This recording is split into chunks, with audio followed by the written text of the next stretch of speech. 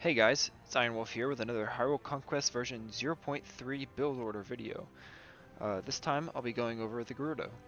I personally believe the Gerudo to be, a very strong, aggressive faction, heavily based on raiding and just annoying your opponent in general. They're a bit tricky as far as most of the factions go in this game from what I've discovered, experimenting with them a lot the last couple of days, both in AI matches and multiplayer matches. In the past, so this is going to be a little bit different. In the past, my build orders have been very universal for most matchups in the game, like against most of the factions. However, the Gerudo are there's a little more variety as far as what you want to do against certain factions with the Gerudo. For example, the build I'll be showing here in this video is probably the most standard. It covers more matchups. This what you're going to want to do against the Hylians, the Kokiri, the Zora, and also in the Gerudo mirror match. This build, I like to call it the Grunt Harass Fast expansion build. Um, but you are not going to want to do this against the Gorons and the Goma. It will still work, but it will be not as effective as a lot of other strategies. But you can still do it. Like I said in my past videos, these builds are just suggestions and good cornerstones for you guys to build your own strategies. Um, for the Goron and Goma matchups, you're going to want to use the strategy that I call Ganon Mass Arbiters. I will be making another video explaining that strategy. It's a little bit more of a niche strategy since it only covers those two matchups, and it's really not good against the other ones. And also it's still going a little bit more optimization. I still need to do a little bit more testing with that build to make sure I have it right and make sure I've got everything's in order before I make a video about that. It's a little less important at the moment since, like I said, it covers less matchups, but in the future it's definitely something you're going to want to learn as soon as I can get that out there. As in previous videos, I will link a text-based version of this build as well as a replay of this match and links to my previous build order videos in the description below. But for now, let's get into this replay. I'm really enjoying this faction so far. It's very fun. I really like aggressive factions, so.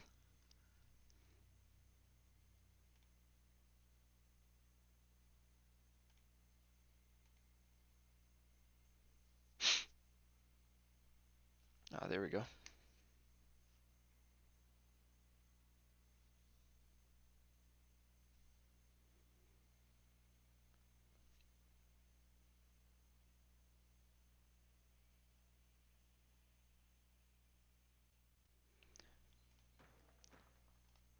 Alright, let's pause the game. Okay, so right off the bat here, very similar to the strategies I do with other factions.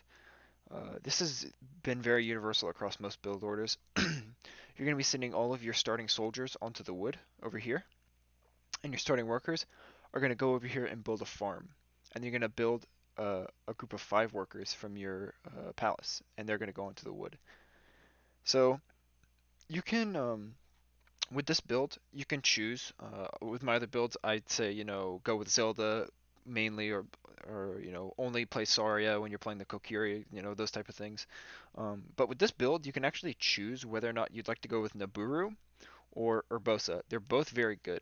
So Urbosa is more if you're go with Urbosa if you're trying to be very aggressive and rush your opponent and constantly try to win the game fast and early, because she gives your units she makes them significantly stronger. Like I'll read her abilities here, and also she debuffs your opponents. It gives them -1 armor. But it in the formation with your troops, she gives them plus 50% armor versus hack and pierce to her melee infantry, and that's mostly what you're going to want to use in this build. And then Naburu, she gives a bonus to ranged units, which you will want to use later in the game, and also bonus loot. So you will want to go with Naburu if you're planning on, like, the strategy you're planning on going with is going to take a little bit longer and you need more economy to give you that extra loot bonus. Also, if you want to go for sand snipers later in the game, she's definitely a very good hero to have with that. But Urbosa is more of the aggressive type of hero. So if you want to play more aggressive, you go with Urbosa. If you want to play more passive, you play Naburu. but both of those heroes work in this build. So you see here, 4 workers coming over here to build a farm. Got my 5 artisans coming out here. Soldiers on the wood. I think I'm playing a very hard AI this time. I don't think I set it to like sandbox or anything. But that's okay. It's not that big of a deal.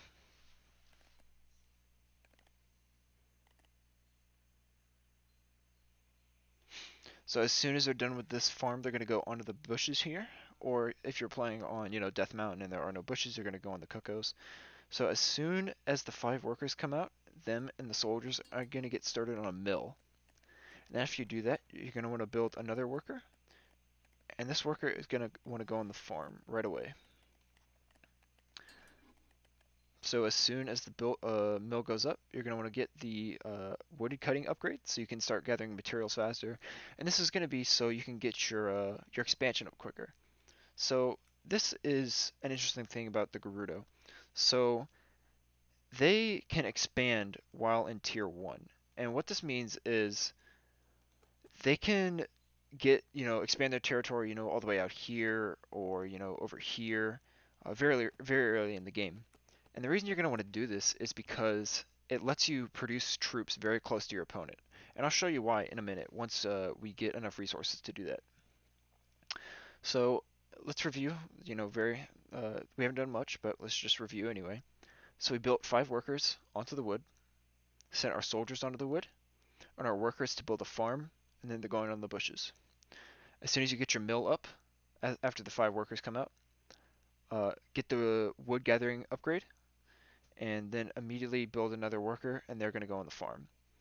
So at this point, you're going to want to start training 5 more workers individually as soon as resources allow. Like you're seeing here, I'm just producing workers from my palace onto the wood. I'm aiming to get 10 workers on the wood here.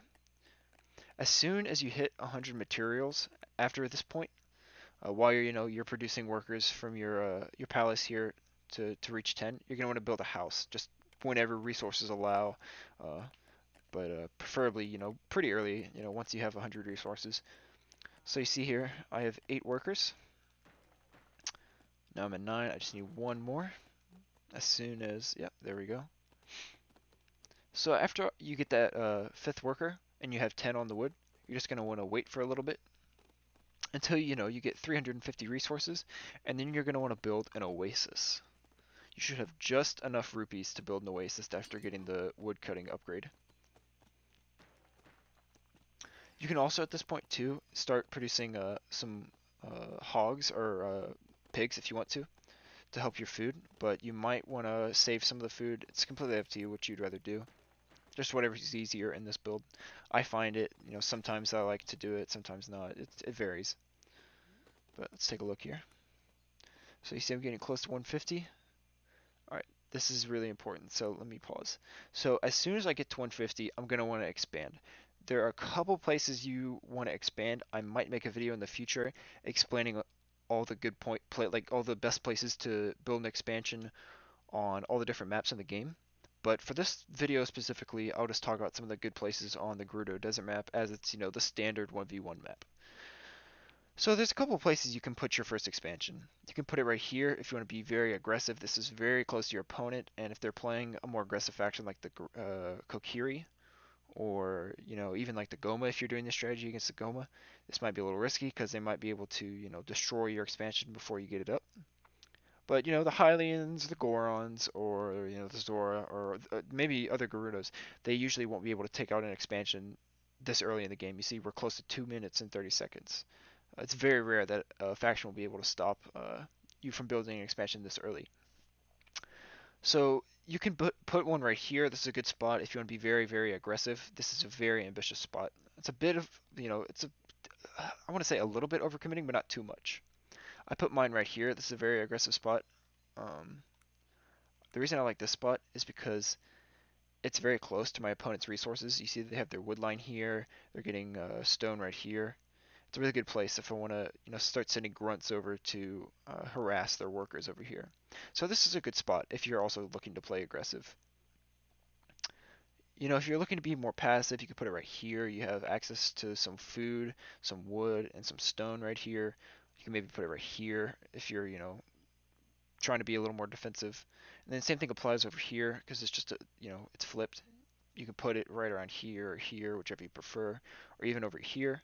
I would not recommend getting too close to these unless you have an army, which is for later expansions, uh, because even though there is ore over here and the ore is very tempting, you do not want to mess with these armors. So the best places to make expansions, I would say, is right here, right here, right here, right here, right here, right here. And if you're on the other side, of course, it's flipped, right here, right there, etc., etc. You get the picture. Um, Usually at the head, uh, the way I like to think of it is you'll either want there's basically four locations on either side. I'm sorry if this is very confusing. There's either by the rupee mine on one side, by the rocks on one side, towards the back of their forward wood line, or towards the front of your forward wood line, if that makes sense, on either side. If that doesn't make sense, just ask me in the comments or in Discord, and I'll be more than glad to explain it to you. So you see here, we're taking all 10 of these workers off the wood, and they're going over here to build our expansion. And now we're going to get a group of 5 workers, and these are going to go onto the wood. The reason for this being, we're going to start needing to get materials while these guys are building our expansion up here. On the Gerudo Desert, it's a little risky to send them by themselves. On most maps, you'll probably be fine. But on this one, and maybe, Misery Mire, where there's a lot of nature that will try to hurt you, you might want to be careful. But, this is a safe journey. They probably won't get harmed. Let's go back here. So you see the 5 workers come out. You're going to get on the wood right here. So we have 5 workers and 2 soldiers on the wood here. And now I'm starting to produce pigs, as you see here. This is another good place to build pigs. This is where I would recommend, just in general, after you've sent those workers over there to start working on your expansion, and you've got this group of 5 workers out here, that's a good time to start getting pigs because food won't be as much of a necessity as it was before. But you're going to want to get food for pigs, as well as building some more workers soon to go onto your food, because you're going to aim to get 10 workers on your food soon. And so that's what you're going to want to do as far as like building workers and whatnot goes. You see over here they're building their expansion. This is a very aggressive expansion. But as soon as you have the resources, which is 100, after you get these 5 workers out, you're going to want to build another house, probably back here or over here, just wherever you're comfortable building one. So you see, I could have done it a little bit earlier, but I wanted to wait and get more materials. But you see, I'm getting this house up. Stupid levers. There's levers all over this map, and they cause so many issues. But anyway, they're gonna get back to building this house.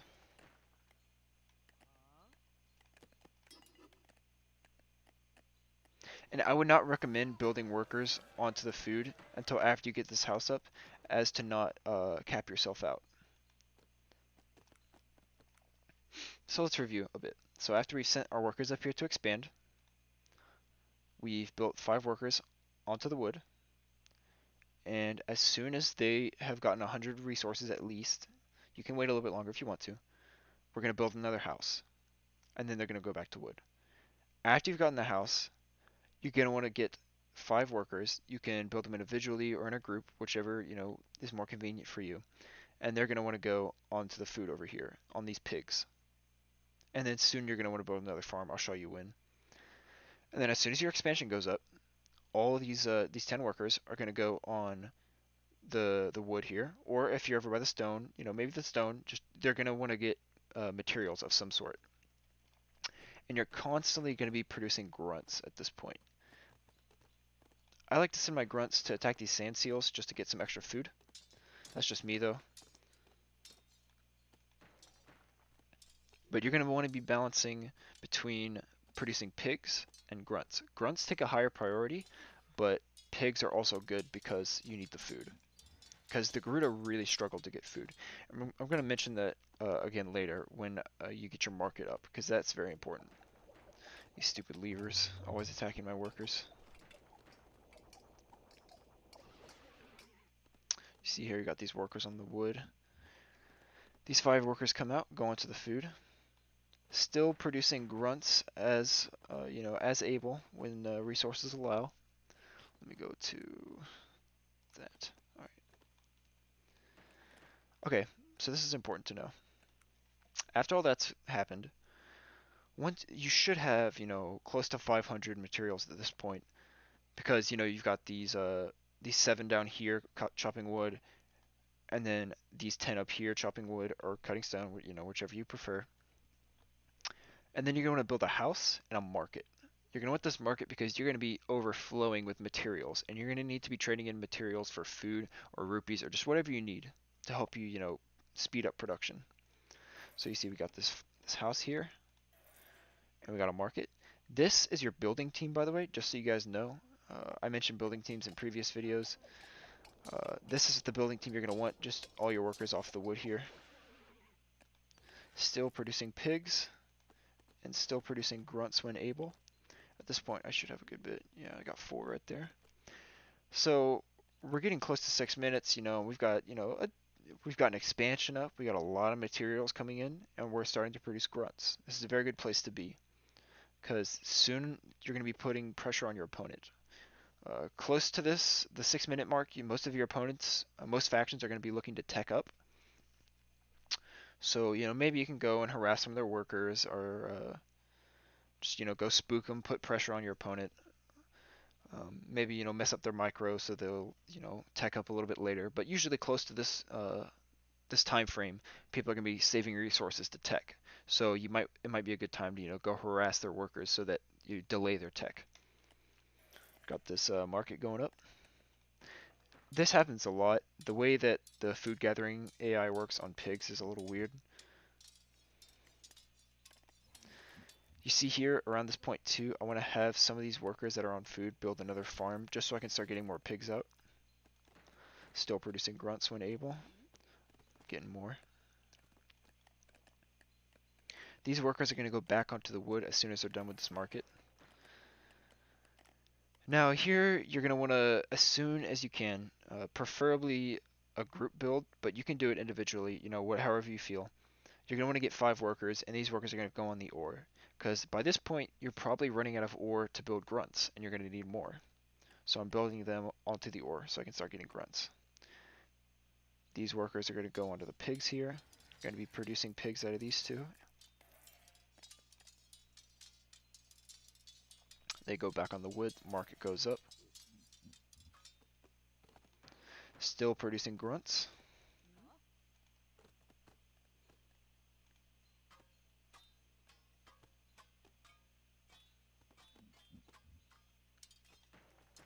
So you see here, let's review a little bit. Since I've gotten the expansion up, and I've got, these workers out, and these houses up, and these workers out over here, I've had my my building team over here on my backwards wood line build a house and a market, and then they're going back on the wood. Then I'm having some of the workers on my food build another farm, from which I'm going to start producing a lot more pigs. And then I'm going to be producing a group of 5 workers onto the ore as soon as resources allow. And remember, always continue to be producing grunts. You're going to want a lot of grunts with this build. Okay, now here, at this point in the game, you're going to start building some defenses. Most of their factions, they don't.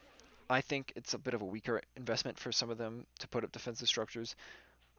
But with the Gerudo, you're going to want these because your army, majority of the time, is going to be up here by your expansion or the outskirts of your opponent's base. So you're not really going to have much of defense. So here, I like to do 2 to 4, 2, 3, 4, however you're feeling, or depending on the matchup. Maybe 2 if your opponent's very passive or playing a very passive faction. Maybe 4 if they're very aggressive. But I like to do it in this order. I like to do a tower, and then 2 houses, and then another tower. And then if you want more towers, you do it there. So, you need these houses because you're going to start producing a lot more grunts at this point because you've got a very stable food income and now you've got a very stable ore income, so you can start producing groups of grunts as opposed to single individual grunts. So you're going to need that population boost. So here at my civic center, I trained 5 grunts, a group of 5 grunts. I think I have them gather ore for a little bit before I send them up here. But they're going to be doing that, and I've got this building team over here building these defensives and the houses. Up here, still constantly producing grunts. At this point, we should have a good bit. Yeah, we got 10 here. At this point here, you might want to do a little bit sooner. It's completely up to you, though. You know, if you want to play more aggressive or more defensive, that's completely on you. You might want to have your group of grunts here start, you know, going and harassing your opponent, which I think I do here very soon.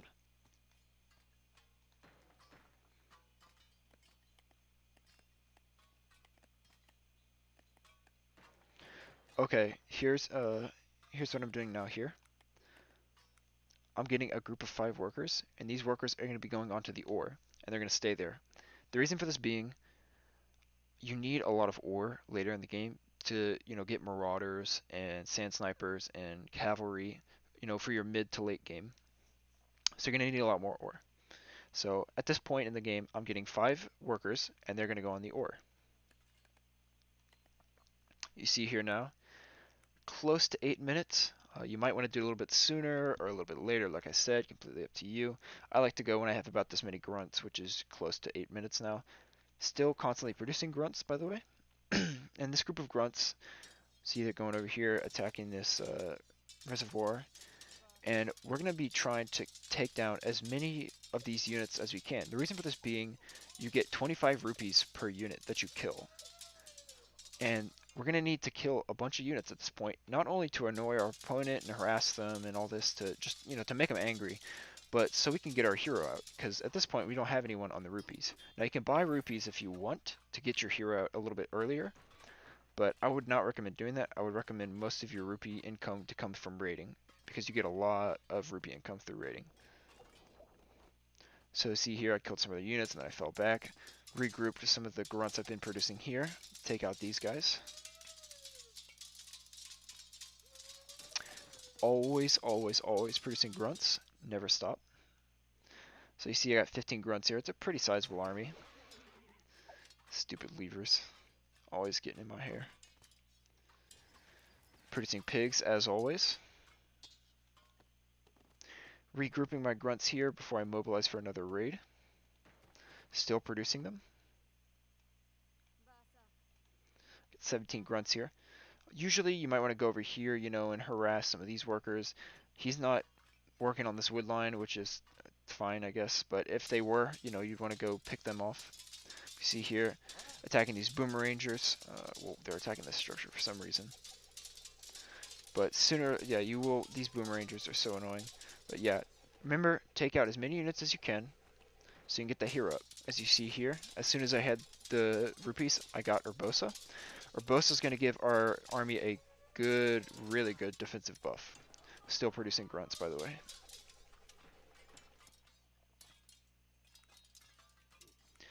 Here, I just built some more towers just because I wanted to. You don't have to, but I like to. So you see here, building another house around this point because we're producing so many grunts that our population, you know, is getting a little out of control. So, you know, around the time you produce your hero, you might want to get another house and, you know, some more towers if you want to. That's, like I said, completely on you. Got our grunts here, picking away at our opponent's forces. You want to try to, instead of just slamming them against your opponent and trying to just take out a whole bunch of units at once, you want to focus on single targets because getting them out like as fast as possible will really help your rupee income.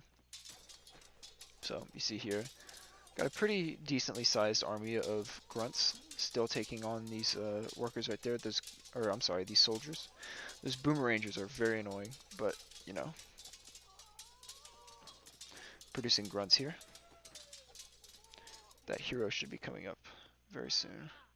Now, I lose a lot of grunts here because I made the mistake of not focusing the boomerangers because I didn't realize until very late that they had boomerangers, and those units are very good.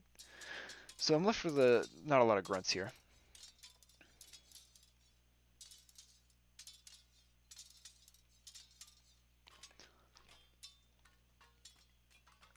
But at this point, you're you're very much in a good place.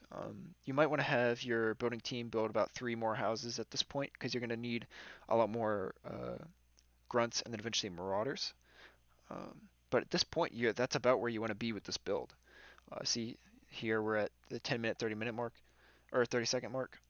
Um, if I had been paying a little more attention, you'd probably have a more live army of grunts here.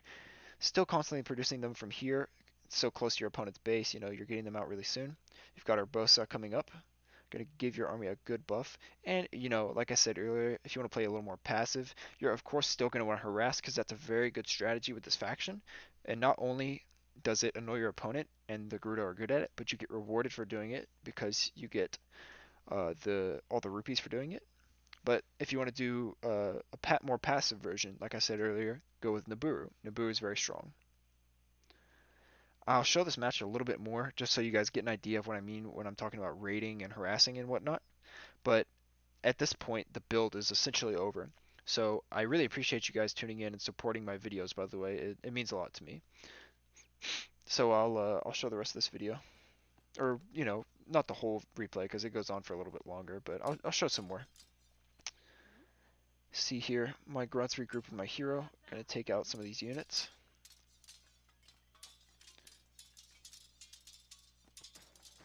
Producing grunts.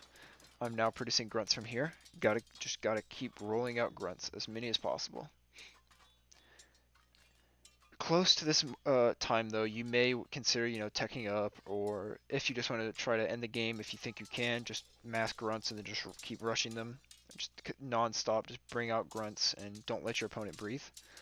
But, if you want to, you can start teching up. The Gerudo really don't need to tech up until much later in the game. And the reason for this being a lot of their really good units and their strong early game comes from their tier 1 units, or their tier 1 structures and whatnot. So they don't really need tier 2 until, really late. All you really need is a bunch of grunts and an expansion that you're able to get a lot of materials from. So you see here, I got Urbosa and these grunts. Very, small army, but it'll grow. Got grunts coming out of here. Got some grunts coming from my palace right now.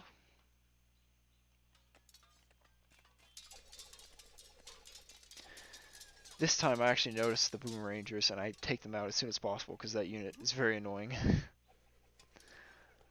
Another very good harassment strategy with the Gerudo that you're going to want to do is take over, like rush an opponent's building, take it over as fast as you can, immediately destroy it, and then run away.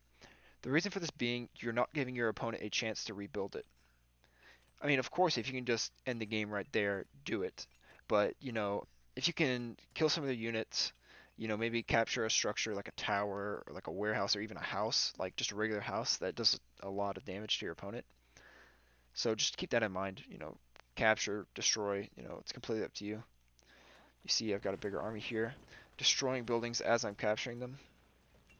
They're bringing out more units. Still producing, at this point, I'm producing marauders because I have a decent army, so I don't need to get units out as fast. And marauders are, even though they're the same price, they're a little bit stronger than the grunts. So they're still a very good unit.